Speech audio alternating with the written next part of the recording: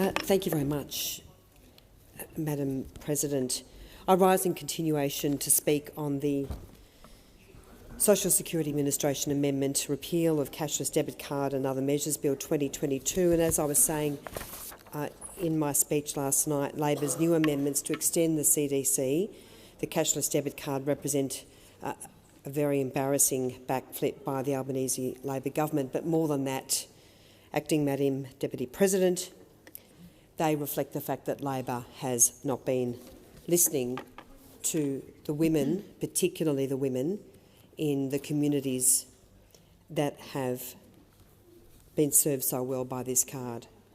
I want to correct a statement made by the member for Chisholm in his contribution last night when he quite improperly criticised the member for Hinkler, Mr Pitt, when he said, when the Senator said they didn't consult with anyone in Hinkler before they did it. They just put everyone on it and said, this is the way it will be. Then you add to that a local member, Keith Pitt, the member for Hinkler, who wouldn't meet with constituents who raised issues about this card, who had problems with this card, so there was no consultation before they did it. I want to strongly refute those comments by Senator Chisholm and put on the record that there was very extensive consultation in Hinkler.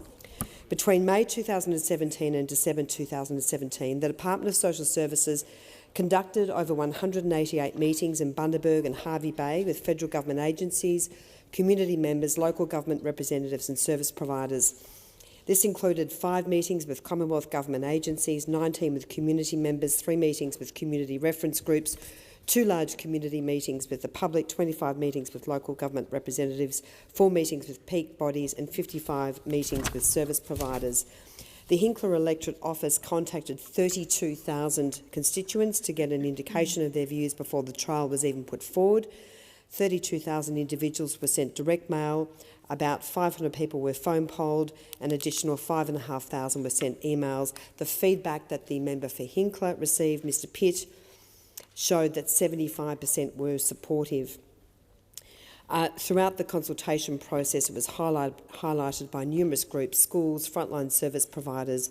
The children in the Hinkler electorate were missing out on the basic necessities of life and needed to be the focus. In May of 2018, the local newspaper, the Newsmail and the Fraser Coast Chronicle engaged ReachTel to do a poll. The ReachTel poll showed that the overwhelming majority of people in the Hinkler electorate were not against the card. Just 27.8% of those polled were opposed. So I really want to strongly put on the record and refute the pretty nasty comments made by Senator Chisholm, which were clearly and demonstrably not true. The member for Hinkler, Mr Pitt, has done an exceptional job in consulting with his community, and I've just outlined some of that work. So, Madam Acting Deputy President, as I conclude my remarks, I just want to again say how sickened I am by the Labor Party's attempts to shut down the cashless debit card. We have now seen, of course, this dramatic backflip where the CDC will now continue in Cape York in the trial sites, and those people in the Northern Territory who have voluntarily transitioned from the Basics card onto the CDC will be able to remain on the cashless debit card. I am also, as I said last night, I am also sickened because this government, the Albanese Labor government, has not listened to those people, those Australians, that this card has given so many positive benefits to. I condemn this government for its attempts to shut down the card, and as I've mentioned, and as we've spoken about in this debate, these amendments made it clear that this government got this completely wrong.